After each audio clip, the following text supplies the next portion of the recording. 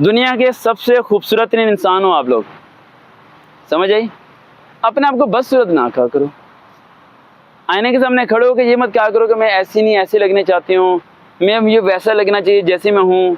एक बंदा, लोग तुम्हारे दोस्त यार तुम्हें तुम्हारे हुलिये में, तुम्हारे तरीके में एक्सेप्ट नहीं करते, तो तुम दोस्तों के पीछे अपने आप को चेंज ना करो, दोस्तों को चेंज करो। समझ आई? तुम क्या करते हो? उसके पीछे अपने आप को चेंज करना शुरू हो जाते हो। आज अवार्ड लेने सारे लोग coat, desk pant, desk coat पहन के आए होंगे और मैं टी शर्ट पहन के जा रहा हूँ। मेरी मर्जी भाई, मुझे टी शर्ट पसंद है। अपने दिमाग से चलो, यहाँ कोई फर्क नहीं पड़ता इन लोगों को।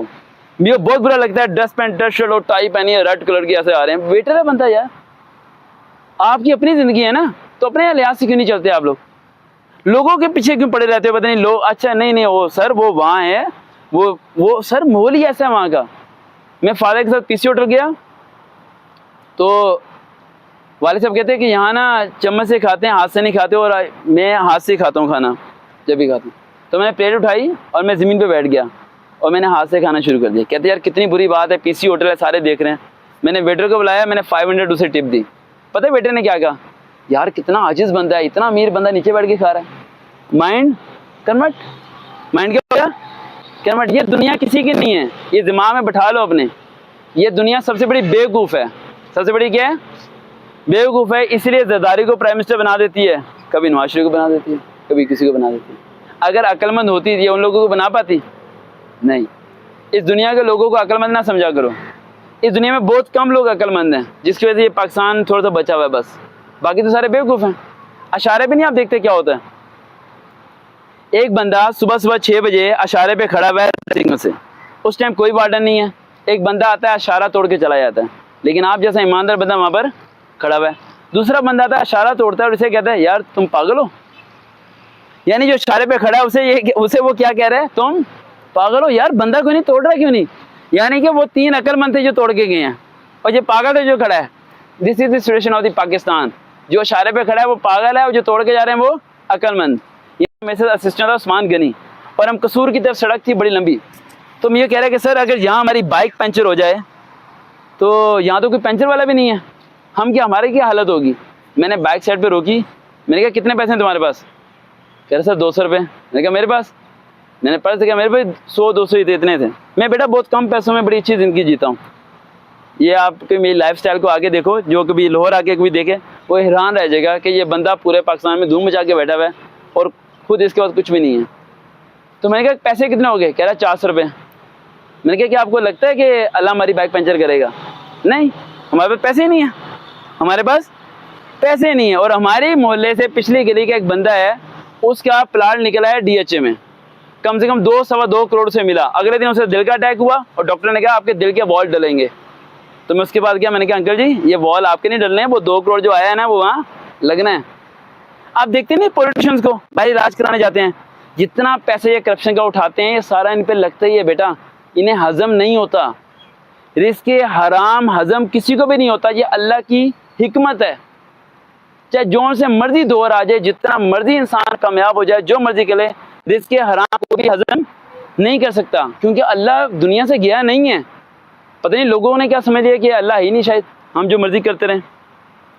अभी भी अगर यकीन इब्राहिम वाला हो ना और आप आग में छलांग मार दो तो आग जलाएगी नहीं, लेकिन फ़र्क इतना है कि यकीन इब्राहिम लाना मुश्किल है, यकीन यूसुफ लाना मुश्किल है, वो यकीन पैदा करना मुश्किल है।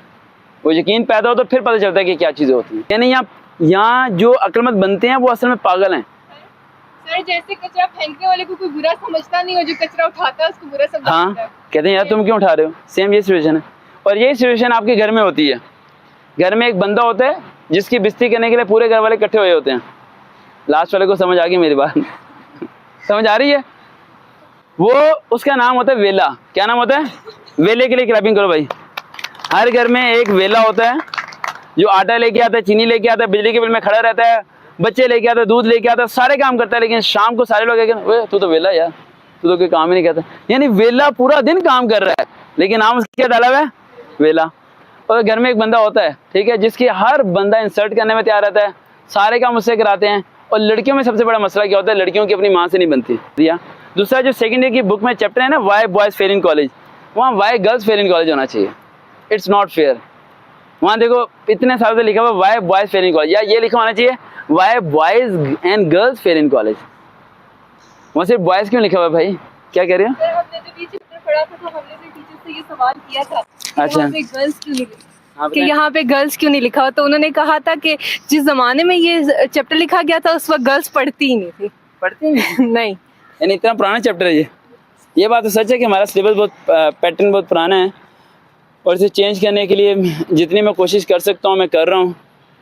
लास्ट टाइम भी जब मैं आया था, आपको याद है गुड़िया, जब इस्लामाबाद कन्वेंशन सेंटर में था, तो प्रेसिडेंट डॉक्टर अलवी साहब भी थे, सारे थे।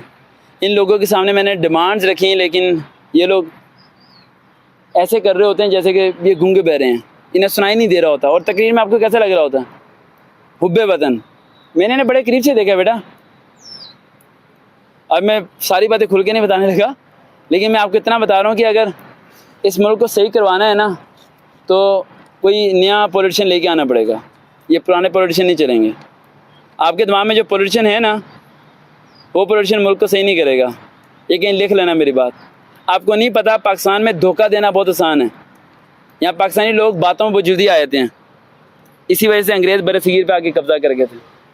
समझ आ रही? यहाँ लोग बिग बड़ी आसानी से जाते हैं और बड़ी जल्दी डाइवर्ट हो जाते हैं, बदल जाते हैं 1 मिनट के अंदर। आपके एहसानात सारे भूल जाएंगे, आप दिन रात एक करते रहो।